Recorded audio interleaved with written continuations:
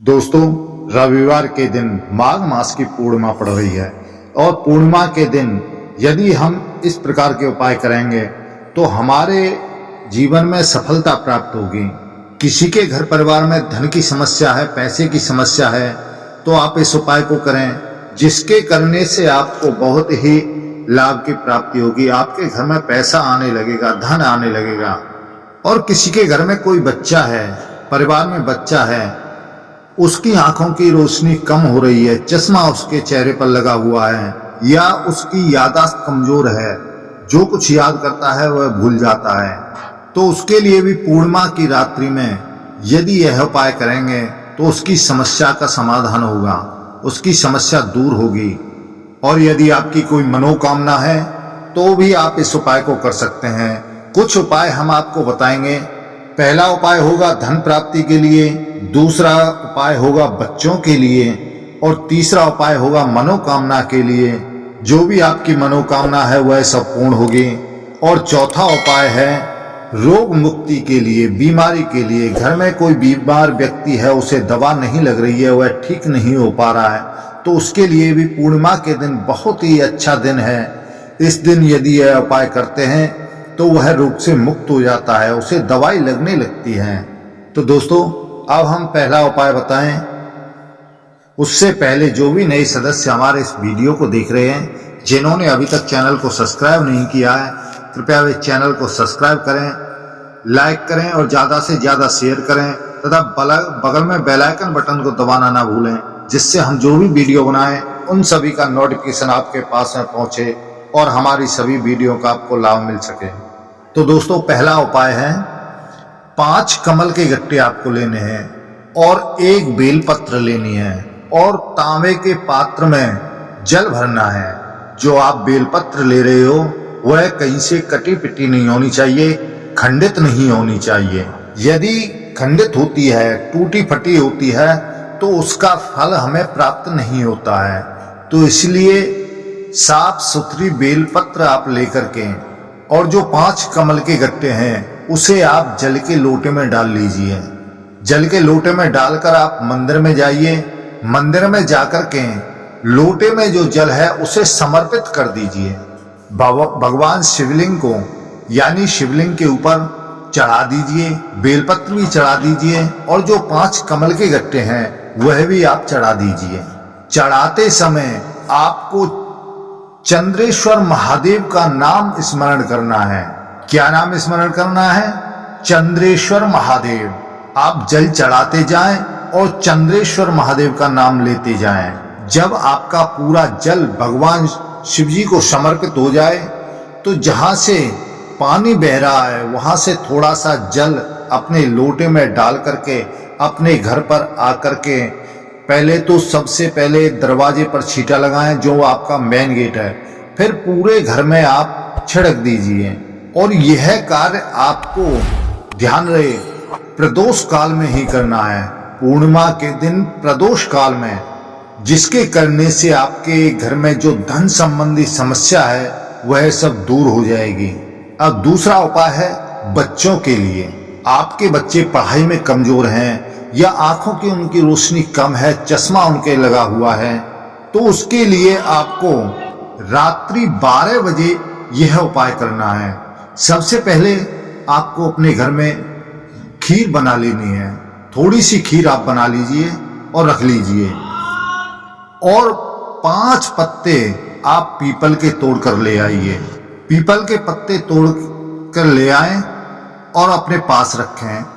जब रात्रि के 12 बज रहे हों तब आप अपने बच्चे को ले जाकर ऊपर छत पर, और जो खीर बनाई है और जो पत्ते हैं वह भी आप साथ लेकर जाएं। 5 पत्तों को जमीन पर बिछा दीजिए और उन पर जो आपने खीर बनाई है वह थोड़ी थोड़ी रख दीजिए।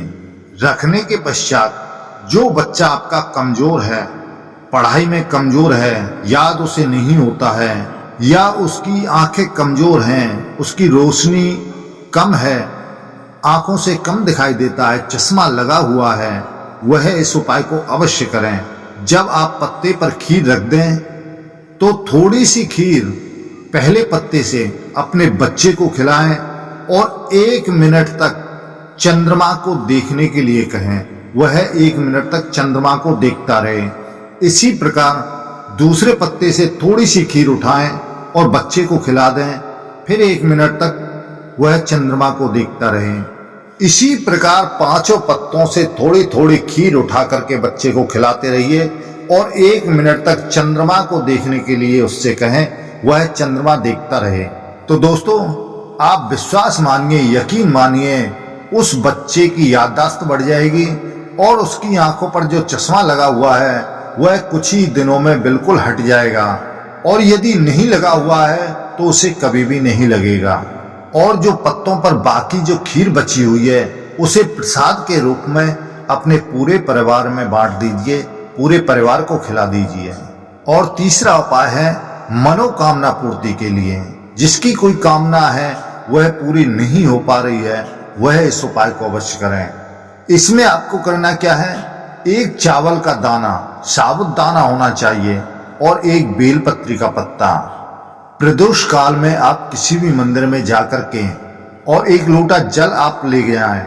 ध्यान रहे, जल का लोटा अपने घर से ही भर करके ले जाना है। जल का लोटा मंदिर में जाकर के शिवलिंग को समर्पित करें और उसके ऊपर 1 चावल का दाना रखें। चावल का दाना रखने से पहले जो बेलपत्र आप लेकर के आए हैं वह बेलपत्र रखें और फिर उसके ऊपर जो चावल का 1 दाना है वह रख दें। यह कार्य आपको उत्तर दिशा की तरफ मुख करके करना है और भगवान चंद्रमौली भगवान का नाम लेते हुए, अपनी मनोकामना बोलते हुए उनसे प्रार्थना करनी है कि मेरी यह मनोकामना पूर्ण हो। चाहे आपकी जो भी मनोकामना है वह आप बोल दीजिए, तो कुछ ही दिनों में आपकी जो मनोकामना है वह सब पूर्ण हो जाएगी। और चौथा उपाय है बीमारी के लिए, रोग मुक्ति के लिए। वह भी बिल्कुल दूसरे उपाय की तरह है। रात्रि 12 बजे पीपल के 5 पत्तों पर थोड़ी थोड़ी खीर रख दीजिए। खीर रखने के पश्चात में उसमें आपको 1 जल का पात्र लेके जाना है, जल भर करके। जल के पात्र में से थोड़ा सा जल उन 5 पत्तों के ऊपर थोड़ा थोड़ा 1-1 छींटा डाल दीजिए और भगवान चंद्रदेव को वह जल अर्पित कर दीजिए। जल अर्पित करने के पश्चात में कोई बीमार व्यक्ति है उसके ऊपर जो जल अर्पित किया हुआ है वह उससे छींटा लगा दीजिए। और यदि वह नीचे बिस्तर में लेटा हुआ है, वह आपके पास नहीं पहुंच सकता, तो थोड़ा सा जल वहां से ले आइए और उसको छींटा लगा दीजिए। और जो खीर है उसमें से उस रोगी व्यक्ति को थोड़ा थोड़ा 5 पत्तों में से खिला दीजिए। और यदि पूरा परिवार उस प्रसाद को लेना चाहता है तो बिल्कुल ले सकता है। पूरे परिवार को उसमें से थोड़ा थोड़ा खीर का प्रसाद बांट दीजिए। तो दोस्तों, 4 उपाय हमने आपको पूर्णिमा के दिन के समझाने की पूरी कोशिश की है। हमें उम्मीद है आपको समझ में आया होगा कि किस प्रकार से कौन सा उपाय करना है और किस लिए करना है। तो दोस्तों, यदि आपको किसी भी प्रकार की कोई समस्या है, समझ में नहीं आ रही है, तो हमें नीचे कमेंट बॉक्स में लिख करके बता सकते हैं, पूछ सकते हैं। तो दोस्तों, यह वीडियो आपको कैसा लगा? हमें उम्मीद है अच्छा लगा होगा। कृपया चैनल को सब्सक्राइब करना ना भूलें